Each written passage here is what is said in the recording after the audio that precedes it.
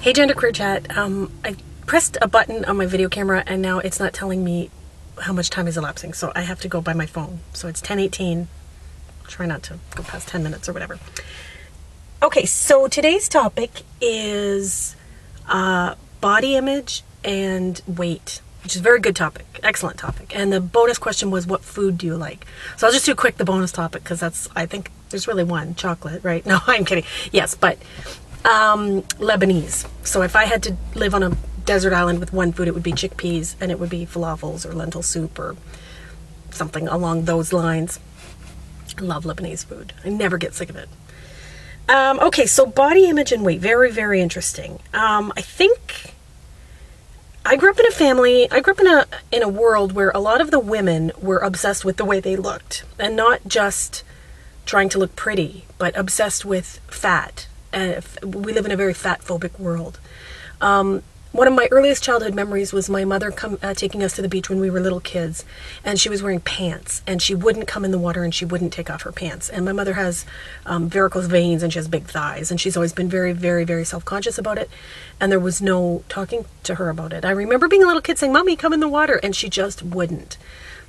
And not really knowing why. I think she said she was sick or something. She made some excuses up.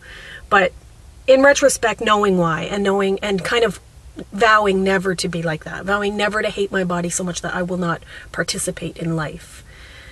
That being said, I was very skinny most of my life, very skinny, like to the point where people commented about it all the time, because I never ever watched what I ate, and I just ate whatever the hell and I ate a lot of junk food, and I smoked a pack a day, and I never seemed to gain a pound. And by the age of 28, so 11 years ago, I quit smoking. And I think it was about 135 pounds when I quit smoking. And I now weigh 190. I just weighed myself yesterday. And I was at the doctor, and I think it was 189 or something. And I thought, my God, what has happened? So I am now technically in the obese range in the BMI scale. And of course, it's not like I don't know I'm fat. I've discussed this in previous videos. It kind of happened along the way. But I will say that I remember when I cracked 150 pounds, after I'd quit smoking, several months after I'd quit smoking, I was mortified. I mean, I'd gained 15 pounds pretty quick. And I joined Weight Watchers, lost the 15, went back down to 135, and promptly gained 30. And that is a real common thing with weight loss. Like, you'll hear fat activists talk about weight loss does not work. You pretty much always gain back twice what you lost. It's just the way the body goes. And unless you want to make a lifelong commitment to counting calories and stuff like that, it's pretty hard. Every time in my life I've ever lost weight, I've always gained back twice. So my philosophy, when I was like 170 or something, my philosophy was, well, I used to be 200 and I lost 30 and now I feel great. So, if people always cringe about some number, and they always say, oh, if only I could be this weight. And I say, well, why don't you just pretend that you're really happy at the weight you are, because you used to be 50 pounds heavier. How this relates to genderqueer is pretty poignant, because, I live in a world where, women's clothing is very much tailored to certain sizes and certain shapes. If you don't fall into that category, you're relegated to a plus size section that's very tent-like. I guess it's come a long way in the last, 50 years or whatever, 30 years, where it's, there are fashionable clothing for large women, but that's not my fashion. I don't wear women's clothing typically. So I typically wear men's clothing a lot of the time, or just whatever, like kind of big baggy sweaters and stuff like that.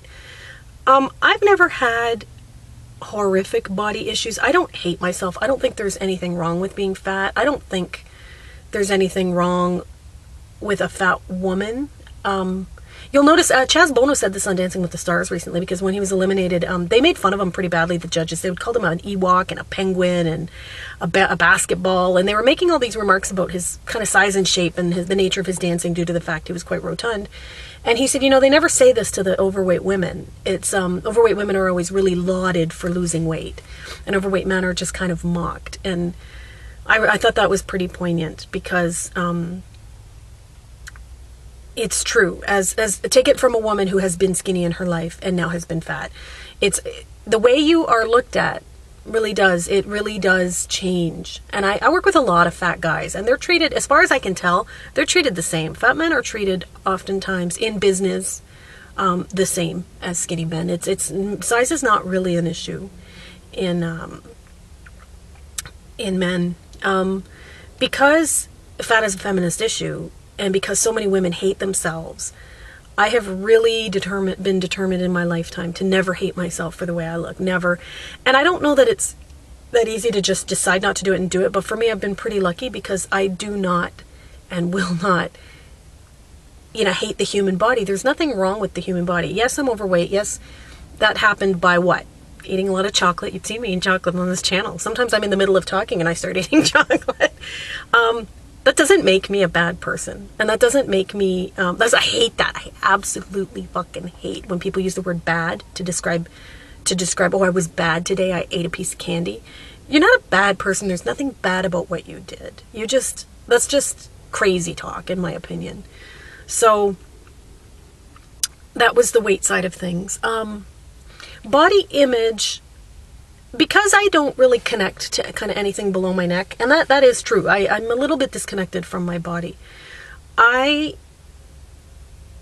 don't often kind of take notice of it. So I'll be walking down the street and, so I'm often kind of disheveled. I wear a lot of just crappy clothes. I don't pay a lot of attention to the way I look. Sometimes I'll pass my reflection in a piece of glass or something or a mirror. I'll be like, oh geez, sometimes it cracks me up. I catch a glimpse of myself and I'm really, I don't look like other people, and I'm okay with that because it just seems so much, the world is so focused on appearances, and not even just hypergenderizing, although that is part of it, but trying to look your best. And I don't understand what look your best is. I recently said to my sister's also overweight in the BMI obese scale, same as me.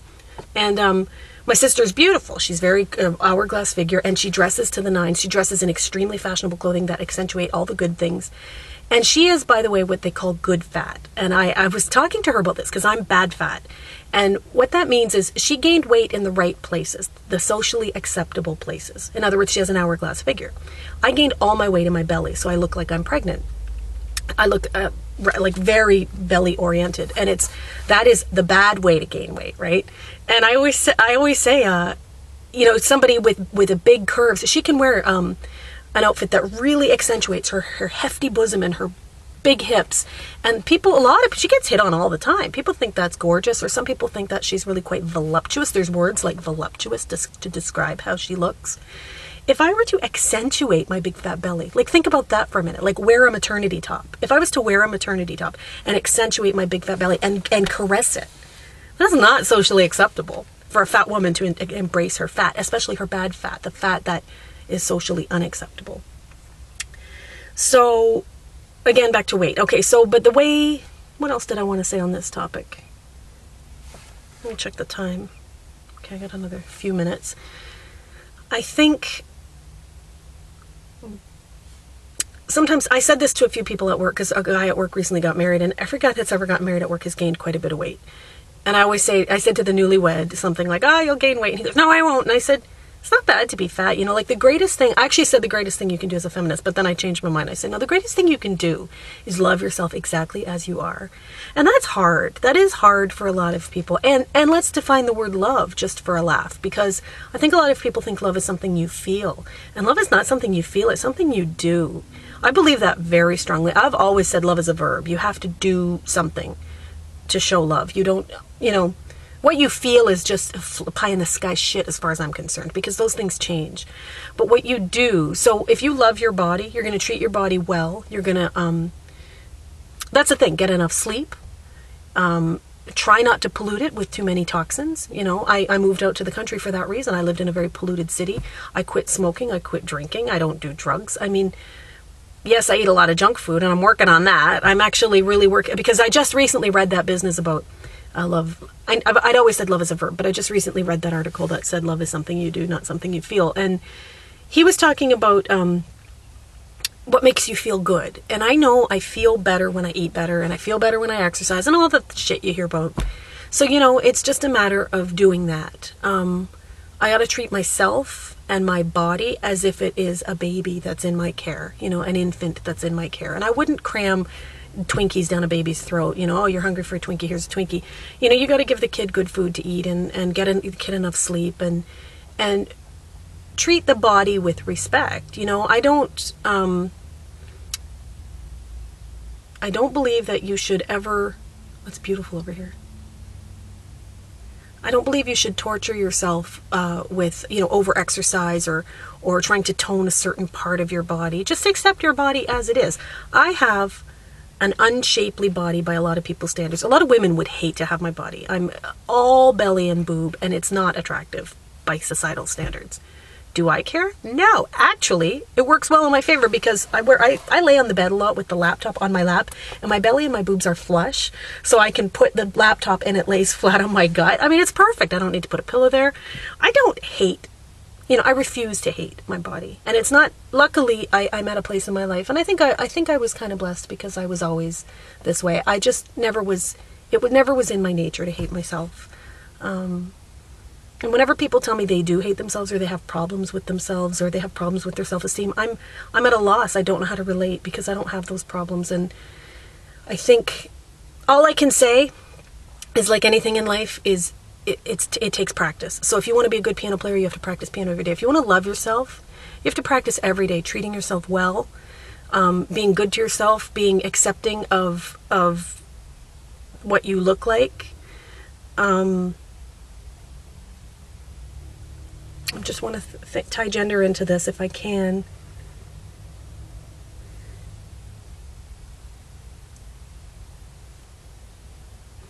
I don't know that I can tie gender into this. A lot of times because I identify as genderqueer or even agendered, is that a word?